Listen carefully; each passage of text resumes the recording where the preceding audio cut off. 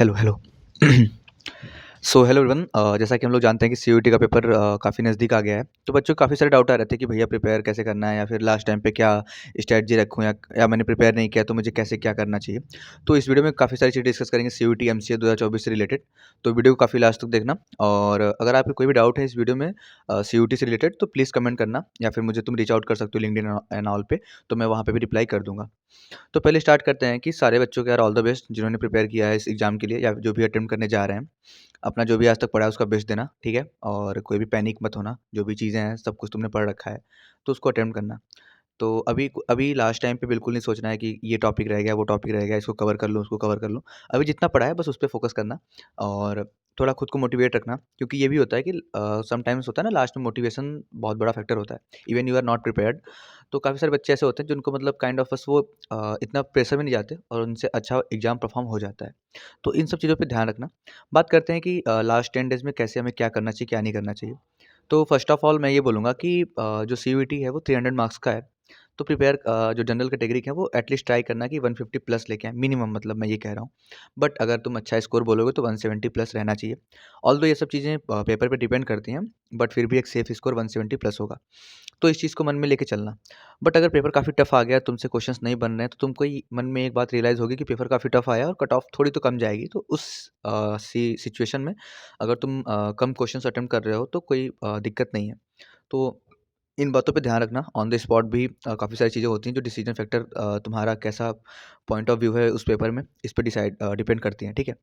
Now the thing is कि क्या करना है हमें। तो देखो, इस टाइम पे 2 टाइप के बच्चे होंगे। एक तो ऐसे जो कि काइंड ऑफ बहुत पहले से इस सिलेबस के लिए प्रिपेयर कर रहे हैं। तो उनका तो ठीक है कि अभी वो मॉक टेस्ट लगा रहे होंगे और उसको बाद में अटेम्प्ट करने के बाद अब सॉल्व कर रहे होंगे कि जो क्वेश्चंस नहीं बने वो क्यों नहीं बने एंड ऑल।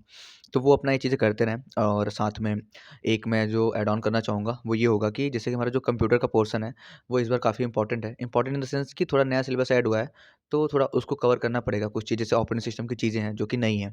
तो अगर आपने प्रिपेयर कर रखा है तो वेल एंड गुड, बट अगर नहीं किया हुआ है तो भी 10 डेज़ भी अगर आपके पास है, तो आप ये ट्राई कर सकते हैं कि रोज़ मतलब 1-2 आवर्स जो टॉपिक्स एटलीस्ट दिए गए हैं सिलेबस में, उनको गो थ्रू कर लें। क्योंकि समटाइम्स क्या होता है कि जस्ट उस टॉपिक से रिलेटेड ये क्वेश्चन आ जाता है कि लाइक ये चीज़ क्या है, और हमने पूरा ही छोड़ रखा होता है तो हम उसको अटेम्प्ट नहीं कर पाते।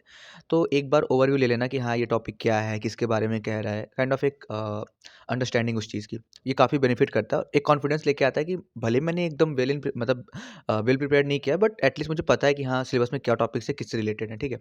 तो एक ये एडवाइस रहेगी जिसको आप फॉलो करना।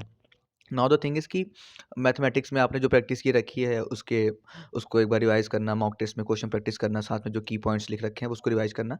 और सीयूटी में वो की पॉइंट्स काफ़ी मैटर करते हैं, क्योंकि लास्ट टाइम पे मतलब काफ़ी सारे ऐसे क्वेश्चंस भी आते हैं जो उतने हार्ड मतलब प्रैक्टिस या फिर उसकी रिक्वायरमेंट नहीं होती। अगर आपको बेसिक अंडरस्टैंडिंग भी है उस टॉपिक से रिलेटेड, तो आप क्वेश्चंस को अटेम्प्ट करके एक अच्छा स्कोर कर सकते हैं। तो इन सब चीज़ों पे बिल्कुल ध्यान रखना। नाउ द थिंग इज़ कि एक और जो पोर्शन हमारा थिंकिंग वाला है और इंग्लिश का है, तो उसके लिए भी हमने जो भी प्रैक्टिस कर रखा है या फिर नहीं भी किया हुआ है, तो इतनी भी कोई हार्ड रीज़निंग या ये चीज़ें नहीं आती हैं। आप उसको अगर काइंड ऑफ एक शांत दिमाग से एग्ज़ामिनेशन हॉल में सॉल्व करेंगे तो हो जाएगा। तो इन सब चीज़ों पे ध्यान रखना, बिल्कुल भी डिमोटिवेट मत होना। लास्ट 10 डेज़ में अगर मॉक में कम नंबर भी आ रहे हैं तो कोई बात नहीं, उन मॉक्स को अब सॉल्व करना। अब सॉल्व मतलब कि मॉक टेस्ट में जो क्वेश्चंस नहीं बने हैं, मॉक के बाद प्रैक्टिस करना, और अगर ये ऐसे क्वेश्चंस आपके एग्ज़ाम में आए तो आप वहाँ पे कर लो। और मॉक टेस्ट ज़रूर देना। इस टाइम पे शायद कोचिंग्स ने फिर फ्री कर रखे होंगे काफ़ी सारे मॉक टेस्ट, तो आप उसको अटेम्प्ट कर सकते हो। आपके लिए काफ़ी हेल्पफुल होगा, ठीक है?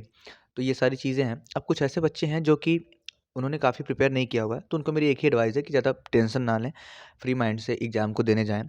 कंप्यूटर का पोर्शन जितना कवर कर सकें कवर करें, क्योंकि इन कंप्यूटर पोर्शन में बेनिफिट क्या है कि आप मतलब कि कम टाइम में क्वेश्चंस को अटेम्प्ट करके एक अच्छा स्कोर कर सकते हैं। मैथमेटिक्स में आपको थोड़ा टाइम देना पड़ता है।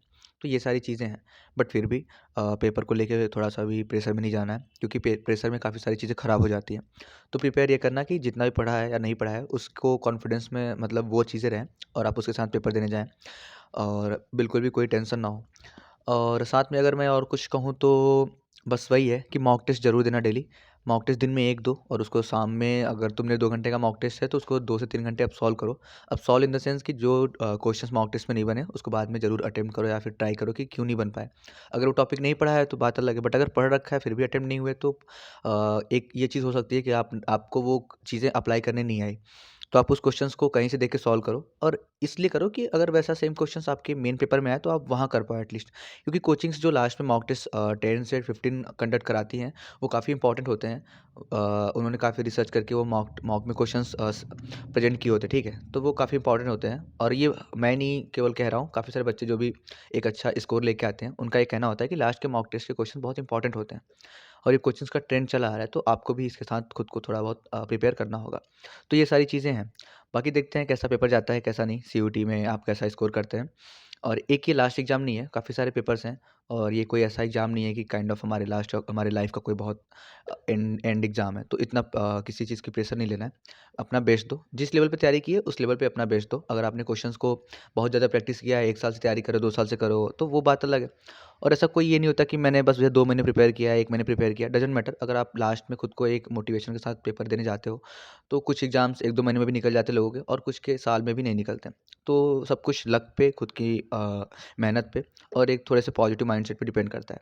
तो मेरे साइड से बस यही था, लास्ट के जो भी डेज़ बचे हैं, खुद को मोटिवेट रखना, और लोगों के मॉक टेस्ट के स्कोर या फिर ये चीज़ें देख के खुद को डिमोटिवेट मत करना। खुद बस डेली अपने मॉक को अटेम्प्ट करना। मॉक में नंबर ना भी बढ़ें, तो लास्ट के 10 डेज़ में मॉक में नंबर बढ़ाने की कोई ज़रूरत नहीं है। ज़रूरत इन द सेंस कि उसको लेके काफ़ी प्रेशर में आने की ज़रूरत नहीं है कि मेरे मार्क्स नहीं बढ़ रहे हैं, मेरा जब मॉक में नंबर नहीं आ रहा, तो मेरा मेन एग्ज़ाम में क्या आएगा? ऐसा कुछ करने की ज़रूरत नहीं है, क्योंकि ऐसा हो सकता है ना कि आप लास्ट के 10 मार्क्स जो दे रहे हैं, उसमें सारे क्वेश्चंस में से ही आपके मेन पेपर में आएँ।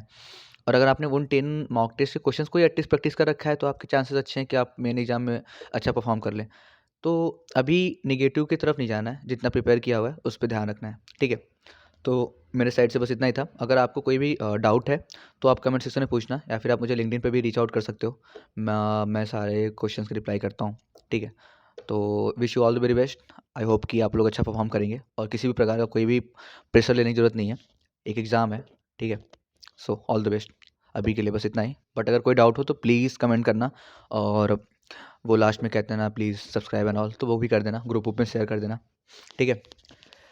और साथ में एक ही डाउट था, मतलब मेरा एक ही कहना था कि जल्दी से हमारे 1000 करा दो क्योंकि फिर मैं फ़ोन से लाइव आ सकूँगा, तो थोड़ा मेरे लिए बेनिफिशियल होगा, वरना फिर वो लैपटॉप पे सब कुछ ओपन करना पड़ता है। तो ओके, बाय बाय।